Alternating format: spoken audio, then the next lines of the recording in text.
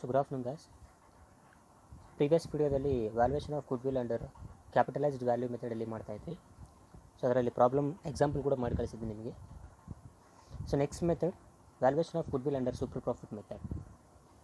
Super profit ಮೆಥಡಲ್ಲೂ ಕೂಡ ನಿಮಗೆ 5 ಸ್ಟೆಪ್ಸ್ ಬರೆಸಿದೆ to calculate our valuation of goodwill. That is step 1, calculation of adjusted profit.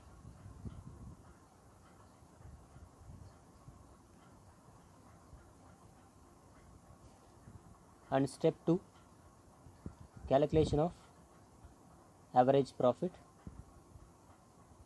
Step 3, calculation of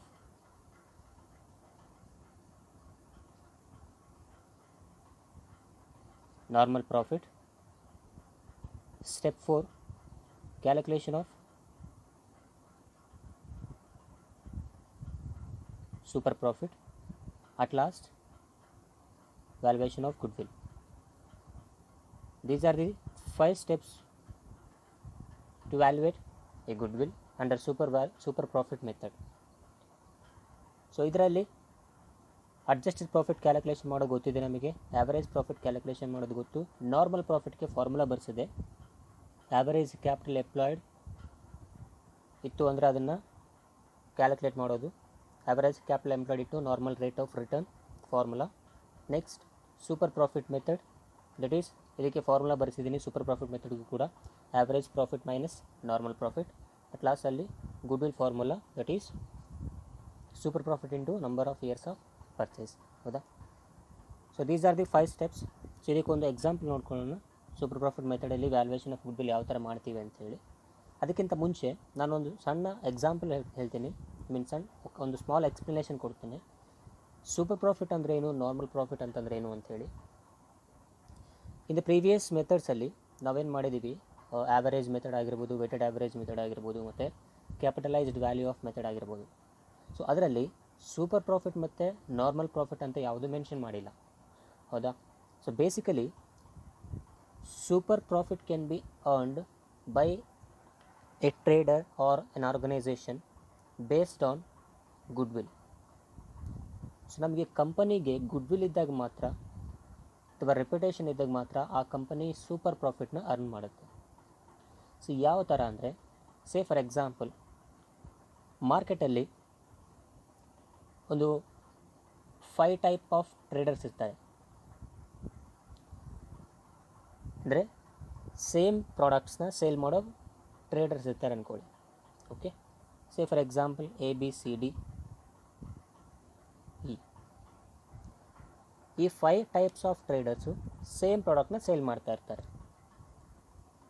sale ಮಾಡ್ತಾ ಇದ್ದಾಗ usually customers, regular customers ಇರ್ತಾರೆ, new customers ಕೂಡ ಬರ್ತಾ ಇರ್ತಾರೆ ಮಾರ್ಕೆಟ್ಗೆ. ಹೌದಾ?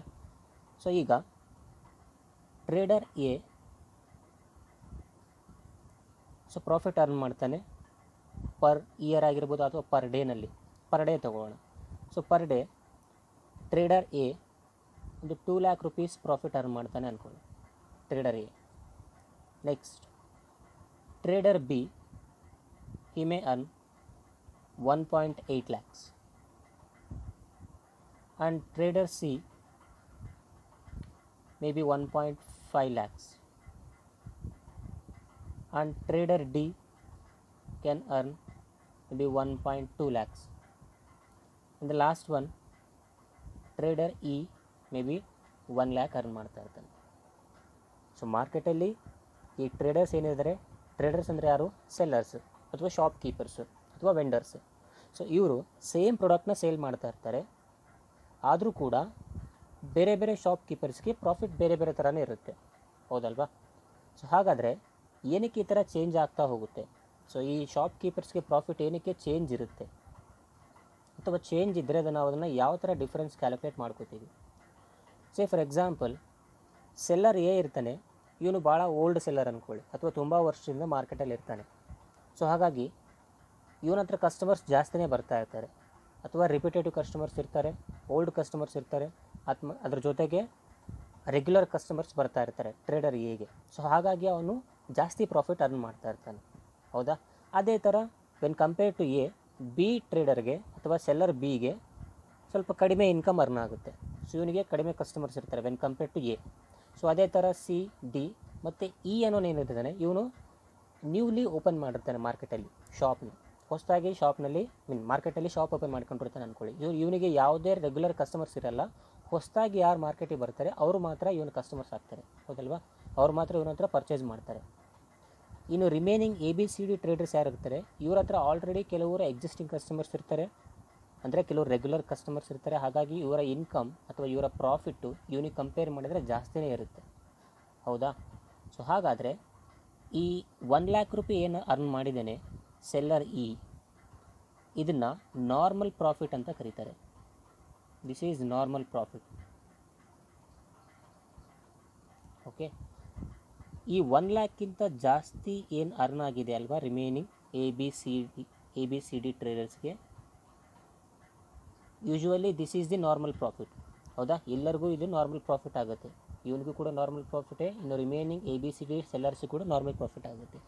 ನಾರ್ಮಲ್ ಪ್ರಾಫಿಟ್ಗಿಂತ ಎಕ್ಸ್ಟ್ರಾ ಏನು ಅರ್ನ್ ಆಗಿರುತ್ತಲ್ವ, so that is what super profit. ಆ ಸೂಪರ್ ಪ್ರಾಫಿಟ್ಟು ಎ ಟ್ರೇಡರ್ಗೆ ಬೇರೆ ಇರುತ್ತೆ, ಟ್ರೇಡರ್ ಬಿ ಬೇರೆ ಇರುತ್ತೆ, ಸೆಲ್ಲರ್ ಸಿ ಸೆಲ್ಲರ್ ಡಿಗೂ ಕೂಡ ಬೇರೆ ಬೇರೆ ಥರ ಇರುತ್ತೆ. ಸೊ ಹಾಗಾದರೆ ಈ ಎಕ್ಸ್ಟ್ರಾ ಪ್ರಾಫಿಟ್ ಏನು ಅರ್ನ್ ಆಗಿದೆ ಅದನ್ನೇನಂತ ಕರಿತೀವಿ ನಾವು? ಸೂಪರ್ ಪ್ರಾಫಿಟ್ ಅಂತ ಕರಿತೀವಿ. What is that? Super profit. So ಏನಕ್ಕೆ ಇದು ಸೂಪರ್ ಪ್ರಾಫಿಟ್ ಅರ್ನ್ ಮಾಡುತ್ತೆ ಈ ಸೆಲ್ಲರ್ಸ್ ಅಥವಾ ಈ ಟ್ರೇಡರ್ಸ್? ಏನಕ್ಕೆ ಸೂಪರ್ ಪ್ರಾಫಿಟ್ ಅರ್ನ್ ಮಾಡ್ತಾರೆ? Due to they are old sellers, or ತುಂಬ ವರ್ಷದಿಂದ ಅವರು ಮಾರ್ಕೆಟಲ್ಲಿದ್ದಾರೆ, ಹೌದಾ? ಅದರ ನೇಮ್ ಇರುತ್ತೆ, ರೆಪ್ಯುಟೇಷನ್ ಇರುತ್ತೆ, ಮೌತ್ ಟು ಮೌತ್ ಪಬ್ಲಿಸಿಟಿ ಇರುತ್ತೆ. ಹಾಗಾಗಿ ಆ ಟ್ರೇಡರ್ಸಿಗೆ ಪ್ರಾಫಿಟ್ಟು ಯೂಶ್ವಲ್ ಆಗಿ ಹೊಸದಾಗಿ ಸ್ಟಾರ್ಟ್ ಮಾಡಿರೋ ಶಾಪ್ಗಿಂತ ಜಾಸ್ತಿನೇ ಇರುತ್ತೆ. ಸೊ ಹಾಗಾಗಿ ಇದನ್ನು ಸೂಪರ್ ಪ್ರಾಫಿಟ್ ಅಂತ ಕರೀತಾರೆ. This super profit due to what? Due to goodwill or good name, ಹೌದಲ್ವಾ? ಸೊ ಕ್ವಾಲಿಟಿ ಆಫ್ ದಿ ಪ್ರಾಡಕ್ಟಿಂದ ಆಗಿರ್ಬೋದು, ಅಥವಾ ಬೆಸ್ಟ್ ಸರ್ವಿಸಿಂದ ಆಗಿರ್ಬೋದು, ಬೆಸ್ಟ್ ಪ್ರಾಡಕ್ಟ್ ಆಗಿರ್ಬೋದು, ಅದರಿಂದ ಸೂಪರ್ ಪ್ರಾಫಿಟ್ ಅರ್ನ್ ಮಾಡುತ್ತೆ. ಅರ್ಥ ಆಯ್ತಲ್ವಾ ಈಗ? ಸೊ ಇದನ್ನೇನಂತ ಕರೀತಾರೆ? Normal profit. Without any good will, without any reputation, without any mouth publicity, if A trader earns profit it is called normal profit. ಯಾವುದೇ ಗುಡ್ ವಿಲ್ ಇಲ್ಲದೇ just ಹೊಸದಾಗಿ ಶಾಪ್ ಓಪನ್ ಮಾಡಿದರೆ, ಆ ಶಾಪ್ ಬಗ್ಗೆ ಪಬ್ಲಿಸಿಟಿ ಇಲ್ಲದೇ ಇದ್ದರೆ, in case ಆ shop profit earn ಮಾಡಿದರೆ ಅದನ್ನು ನಾರ್ಮಲ್ ಪ್ರಾಫಿಟ್ ಅಂತ ಕರೀತೇವೆ. ಸೊ ಸಾಮಾನ್ಯವಾಗಿ ಪ್ರತಿಯೊಂದು ಶಾಪ್ ಕೂಡ ಶಾಪ್ ಓಪನ್ ಮಾಡಿದ್ರೆ ಅಥವಾ ಶಾಪ್ ಸ್ಟಾರ್ಟ್ ಆದಾಗ ಅದು ಲಾಸ್ ಅಂತೂ ರನ್ ಆಗೋದಿಲ್ಲ, ಎಷ್ಟೋ ಒಂದಿಷ್ಟು ಪ್ರಾಫಿಟ್ ಅರ್ನ್ ಮಾಡುತ್ತೆ. ಸೊ ಅದನ್ನು ನಾರ್ಮಲ್ ಪ್ರಾಫಿಟ್ ಅಂತ ಕರೀತಾರೆ. ಆಲ್ರೆಡಿ ಮಾರ್ಕೆಟಲ್ಲಿರೋ ಶಾಪ್ಸು ತುಂಬ ವರ್ಷದಿಂದ ಮಾರ್ಕೆಟಲ್ಲಿದ್ದಾವೆ, ಅಂಥ ಶಾಪ್ಸು ಯೂಶ್ವಲ್ ಪ್ರಾಫಿಟ್ಗಿಂತ ಜಾಸ್ತಿನೇ ಪ್ರಾಫಿಟ್ ಅರ್ನ್ ಮಾಡ್ತವೆ, ಹೌದಾ? ಸೊ ಹಾಗಾಗಿ ಆ ಎಕ್ಸ್ಟ್ರಾ ಪ್ರಾಫಿಟ್ ಏನು ಅರ್ನ್ ಆಗುತ್ತೆ ಅದನ್ನು ಸೂಪರ್ ಪ್ರಾಫಿಟ್ ಅಂತ ಕರೀತಾರೆ. ಸೊ ಹಾಗಾದರೆ ಸೂಪರ್ ಪ್ರಾಫಿಟನ್ನು ನಾವು ಯಾವ ಥರ ಕ್ಯಾಲ್ಕುಲೇಟ್ ಮಾಡ್ಬೋದು? ಸೊ ಅದಕ್ಕೆ ನಮಗೆ ಫಾರ್ಮುಲಾ ಕೊಟ್ಟಿದ್ದೀನಿ ನಾನು, ಹೌದಾ? ನಾರ್ಮಲ್ ಪ್ರಾಫಿಟ್ ಕ್ಯಾಲ್ಕುಲೇಟ್ ಮಾಡ್ಕೋಬೇಕು, ಲಾಸ್ಟಲ್ಲಿ ಗುಡ್ ವಿಲ್ ಕ್ಯಾಲ್ಕುಲೇಷನ್ ಇರುತ್ತೆ. ಸೊ ಒಂದು ಫಾರ್ಮುಲಾ, ಒಂದು ಎಕ್ಸಾಂಪಲ್ ತೊಗೊಳ್ಳೋಣ ಇದಕ್ಕೆ, calculation of valuation of goodwill under super profit method. So ನಿಮಗೆ ಅವಾಗ ಈಸಿಯಾಗಿ ಗೊತ್ತಾಗುತ್ತೆ. ಸೊ ಒಂದು ಎಕ್ಸಾಂಪಲ್ ನೋಡಿ ಇದಕ್ಕೆ.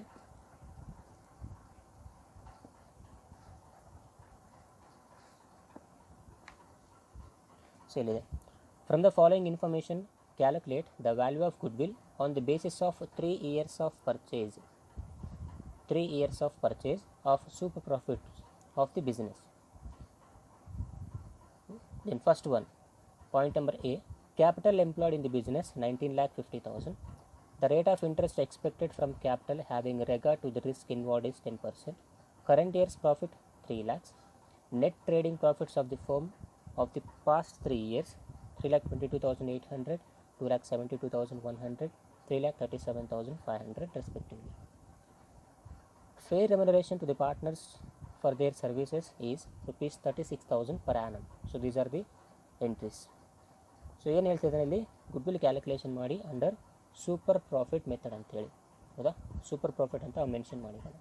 ಸೊ ಆ್ಯಸ್ ಯೂಶ್ವಲ್ ಪ್ರಾಫಿಟ್ಸ್ ತೊಗೊಂಡು ಅದರಲ್ಲಿ ಒಂದು ಅಡ್ಜಸ್ಟ್ಮೆಂಟ್ ಕೊಟ್ಟಿದ್ದಾನೆ, ಏನದು? ರೆಮ್ಯುನರೇಷನ್ ಪೇ ಮಾಡಿದ್ದಾನೆ ಅಂತೇಳಿ. ಸೊ ಪ್ರಾಫಿಟಿಂದ ರೆಮ್ಯುನರೇಷನ್ ಮೈನಸ್ ಮಾಡಿಕೊಂಡ್ರೆ, ಡಿಡಕ್ಟ್ ಮಾಡಿಕೊಂಡ್ರೆ ನಮಗೆ ಅಡ್ಜಸ್ಟೆಡ್ ಪ್ರಾಫಿಟ್ ಬರುತ್ತೆ, ಹೌದಾ? So as it is step 1, calculation of adjusted profit.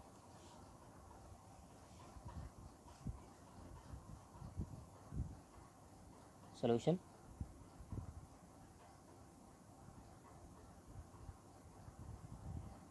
Step 1,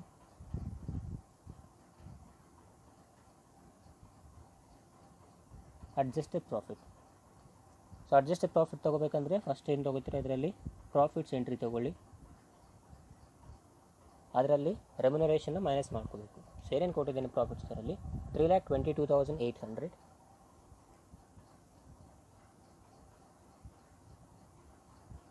ಒಂದು.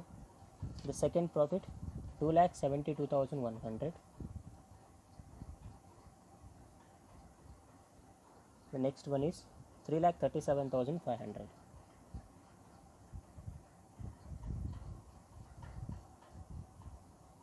What should be deducted here? Remuneration paid to partners.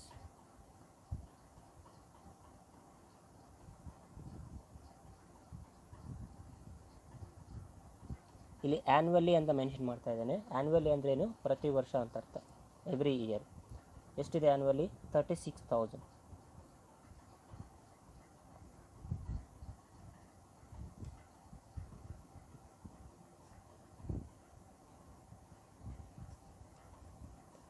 So deduct 36,000 from every year's profit. So ಪ್ರತಿ ವರ್ಷ ಪ್ರಾಫಿಟಲ್ಲಿ minus ಮಾಡ್ಕೊತ ಹೋಗಿ ರಿಮೈನಿಂಗ್ ಬ್ಯಾಲೆನ್ಸ್ ಎಷ್ಟು ಬರುತ್ತೆ? From 3,22,800 deduct 36,000. The balance is 2,86,800. Next 2,36,100. The last one 3,01,500. So this is adjusted profit.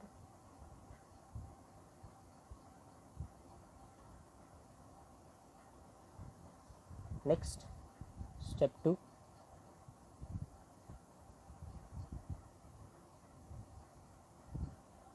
Average profit. Average profit ಯಾವ ಥರ calculation ಮಾಡ್ತೀರಾ? Total profit by number of years. So total profit add ಮಾಡ್ಕೊಳ್ಳಿ. 3 years profit add ಮಾಡಿಕೊಂಡ್ರೆ total profit ಆಗುತ್ತೆ 2,86,800 plus 2,36,100 plus 3,01,500 divided by number of years ಎಷ್ಟು? 3 years. So ಅದು total ಮಾಡಿದರೆ ಎಷ್ಟಾಗುತ್ತೆ ನಿಮಗೆ? 2,74,800. This is average profit.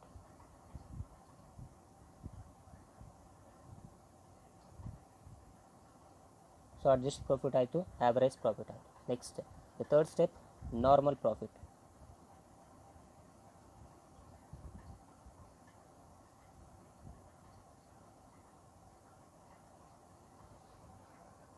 Normal profit calculation formula ಹೇಳಿದ್ದೀನಿ ನಾನು ನಿಮಗೆ. Average capital employed into rate of return ಅಂತೇಳಿ.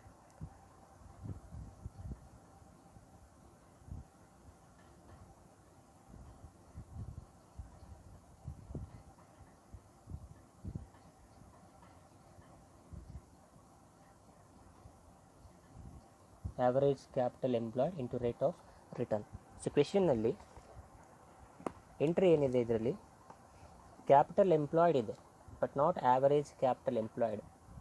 Capital employed in the business is 19,50,000. Okay, but ನಮಗೆ ಬೇಕಾಗಿರೋದು ಆ್ಯಾವರೇಜ್ ಕ್ಯಾಪಿಟಲ್ ಎಂಪ್ಲಾಯ್ಡ್. ಹೌದಾ? ಸೊ ಹಾಗಾದರೆ ಆ್ಯಾವರೇಜ್ ಕ್ಯಾಪಿಟಲ್ ಎಂಪ್ಲಾಯ್ಡ್ನ ಫೈಂಡ್ ಔಟ್ ಮಾಡ್ಕೋಬೇಕು. ನಮಗೆ ಕೊಟ್ಟಿರೋದ್ರಲ್ಲಿ ಕ್ಯಾಪಿಟಲ್ ಎಂಪ್ಲಾಯ್ಡ್ ಕೊಟ್ಟಿದ್ದಾನೆ, but we need average capital employed. Average capital employed ಯಾವ ಥರ ಕ್ಯಾಲ್ಕುಲೇಟ್ ಮಾಡ್ತೀರಾ? Average capital employed equals to capital employed less half of current year profit. ಏನು ಮಾಡ್ತೀರಾ? Average capital employed equals to capital employed, ಅದರಲ್ಲಿ ಏನು minus ಮಾಡ್ಕೋಬೇಕು? Half of current year profit. So capital employed ಎಷ್ಟಿದೆ? 19,50,000 ಇದೆ. 19,50,000 ಬರ್ಕೊಳ್ಳಿ. Half of current year profit ಅಂತೆ, ಅಂದರೆ 50% of current year profit. Half ಅಂದರೆ ಒಂದೇ, 50% ಅಂದರೂ ಒಂದೇ. ಸೊ ಕರೆಂಟ್ ಇಯರ್ ಪ್ರಾಫಿಟಲ್ಲಿ 50%. What is current year profit here? 3 lakhs. ಹೌದಾ? ಕರೆಂಟ್ ಇಯರ್ ಪ್ರಾಫಿಟ್ 3 lakh ಇದೆ. 50% ಅಂದರೆ ಎಷ್ಟಾಗುತ್ತೆ? ಅದರಲ್ಲಿ 1,50,000. ಅಂದರೆ 1,50,000 ಮೈನಸ್ ಮಾಡ್ಕೊಳ್ಳೋದಕ್ಕೆ.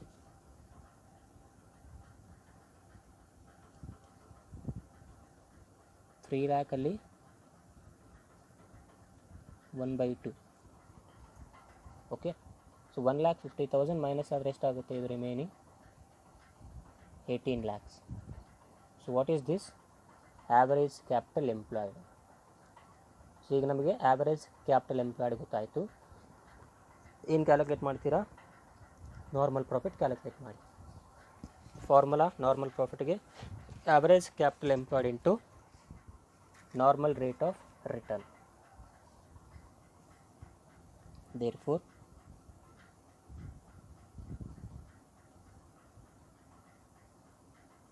normal profit equals to average capital employed is 18 lakhs into what is normal rate of return 10%. the point B ಅಲ್ಲಿ ಹೇಳಿದ್ದಾನೆ 10% ಅಂದರೆ 10/100 ಎಷ್ಟಾಗುತ್ತೆ ಇದರಲ್ಲಿ 1,80,000, right. So this is normal profit. Next step 4, super profit. Super profit formula average profit minus normal profit. What is average profit which we calculated? ಇಲ್ಲಿ calculate ಮಾಡಿವಲ್ವ average profit 2,74,800. So 2,74,800 minus normal profit 1,80,000. So ಅದನ್ನು deduct ಮಾಡ್ಕೊಳ್ಳಿ. Value ಎಷ್ಟಾಗುತ್ತೆ super profit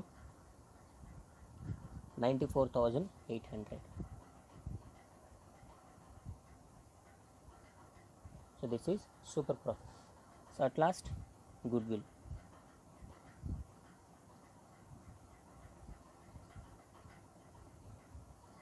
Goodwill formula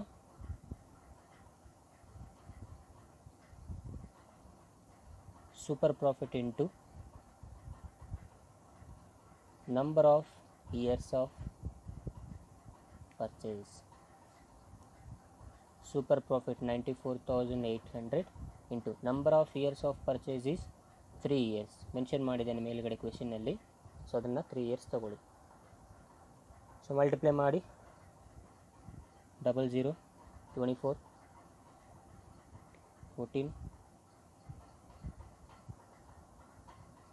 28 2,84,400. So this is value of goodwill. So these are the steps to calculate goodwill value under super profit method.